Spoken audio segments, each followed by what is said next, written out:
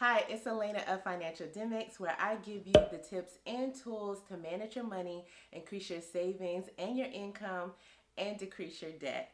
And today we're talking all about money talks with your partner.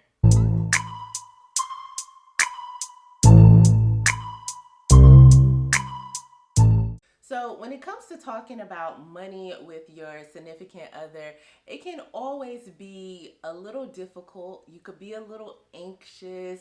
Some people might get a little defensive, and that's because you have different views of money, right? You're two different people, you have different experiences, different goals, and different backgrounds.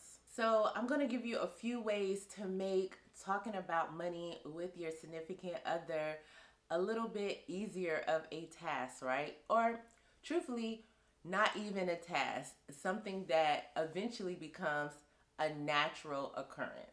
The first thing that you want to keep in mind before you start talking about money with your partner is timing. Do you have time to really discuss this? And look, sometimes it can be difficult. Everybody has different schedules. And so you want to think about, like, is this a good time to talk? And if it isn't, just set up a time to talk with your significant other about it. So if it's something where you're passing by, but you know you have some time, say, hey, can we talk about this at this time later when we're both free? Or ask them when they're free. But it is not a good time when you're free and you see your significant other like chilling and relaxing, and then you pop up like, hey, let's talk about this money. It may work out, but it may not. And also, another time is not when you see someone enthralled in a show. Now, you can ask them. You could say, hey, is this a good time for us to talk about either our budget or our money goals or paying off some debt? And they may tell you whether or not it's a good time or not for them. And then you can maybe say, okay, well, let's talk about later when we can sit down and have this discussion. Don't agitate them in the moment, because then they're going to start associating discussing money with not feeling that great, right? Not being happy. And granted, they may feel that way already. That part's not your fault, but just try to make it a situation where you both can be on the same page and be clear-minded and in a good mood. And that brings me to the next tip. Sometimes it's just not good to talk about money situations when you are upset.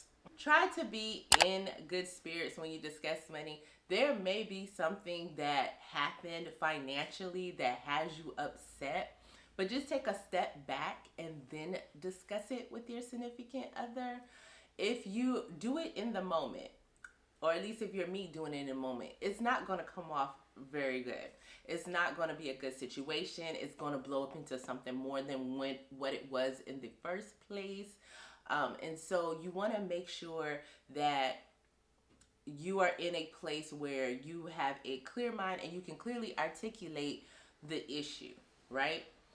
Also, because you don't want to escalate the situation, and sometimes when you're clear mind, you're able to see that a discussion is going in the wrong place, and so you're either able to de-escalate it or take a break. And look, there's nothing wrong with taking a break, like, hey, I see this is getting a little heated, so let's regroup and talk about it later. I don't want it to be that type of discussion. The next tip is to actually create money dates. And this is what kind of keeps the discussion in a good place, hopefully for you, is by making it, and I don't want to call it an event because sometimes we think event has to be huge, but making it a situation that's a little bit more relaxed that you both will enjoy. Try to set up money dates on a monthly basis, and it may be less if that works for you, or it may become a situation where it needs to be more in the beginning, and then as you all get into a groove, then you would meet together less. But during the money date, so that it's nice and relaxing and everyone comes more so in a good mood, I say either have some food for you all to eat. It doesn't have to be a full meal. It can be snacks. It can be dessert, a few little sweet things as you discuss your finances. So you sit down, you have either your laptop or your paper and pen or your apps or whatever you have a few snacks, maybe have a glass of wine if that's what you do, and you all discuss what goals you have, where you're at, and what you need to do to get to the next level of where you want to be. And since we're talking about goals, that is my next tip. Make sure that you and your significant other actually discuss what goals that you each have financially.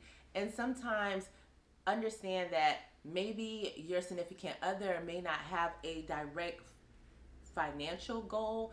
Maybe they have a goal, but it has a financial component, and it will, because we talk about this, everything's attached to money. And once you discuss and put down on paper what those goals are, what is one goal that you can work on together? That is kind of like the first thing that helps bring you two together when it comes to talking about money, is actually having a common joint goal. So pick one goal that you can work on together and develop a plan of how you all can achieve that goal and when. And with that plan, that brings me into the next tip, where we're going to write this plan down. And the reason why we're going to write this plan down is because what we don't want to happen after you have this great money date and you have started, working towards these goals, is that someone forgets what they're supposed to do and then an argument ensues. That's not what we want here, right? What we want is a clear plan of what you all are going to work towards.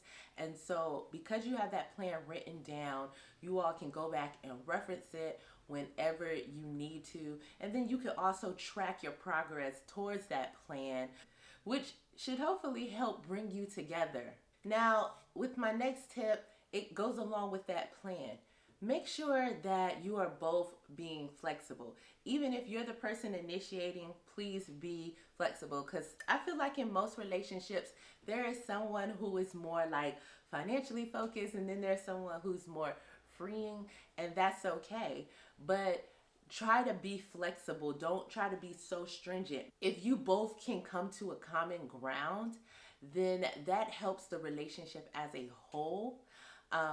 If you're like forcing a person to do something really strict that's not natural to them, eventually that person is going to build up resentment, and then they'll just cause other issues in the relationship. And that's not the purpose. The purpose of getting your money right in your relationship and being able to discuss it so that you all can evolve together and get to another height in your relationship, right? So be flexible. Things change because of so many outside sources.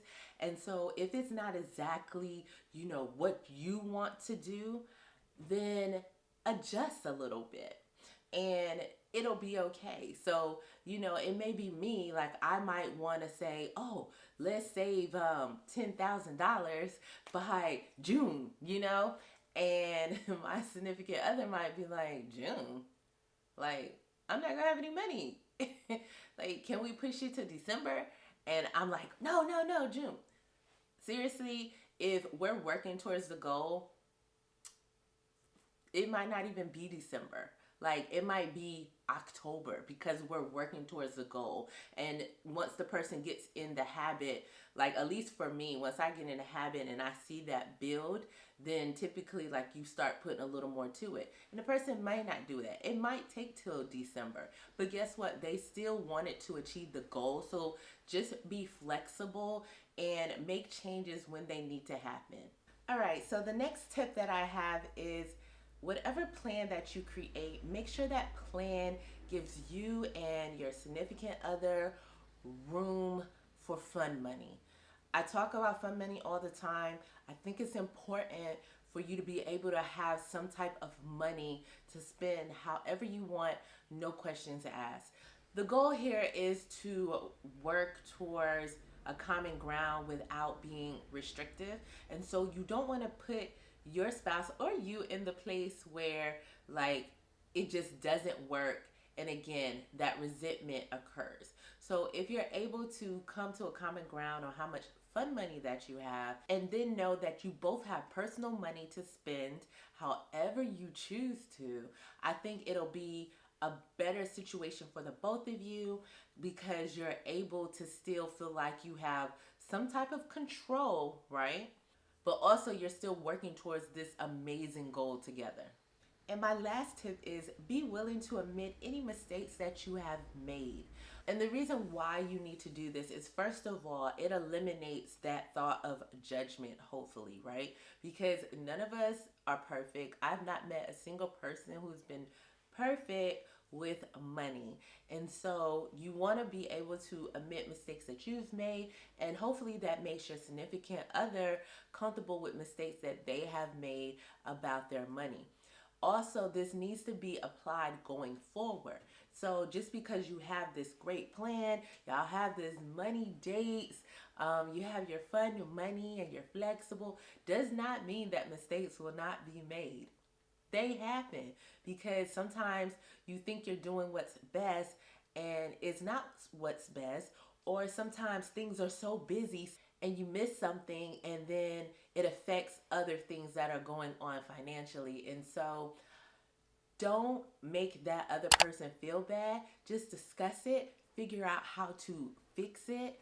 And as long as everybody is admitting where things went wrong, then I think that keeps the animosity down, that keeps the side eye down, because you're like, are you serious? You did that.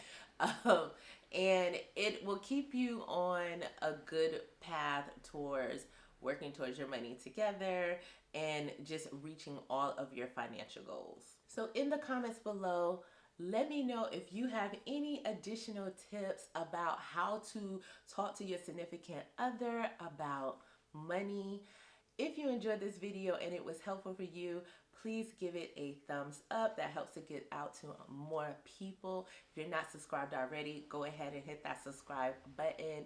And I will see you next week with an all new video. Bye.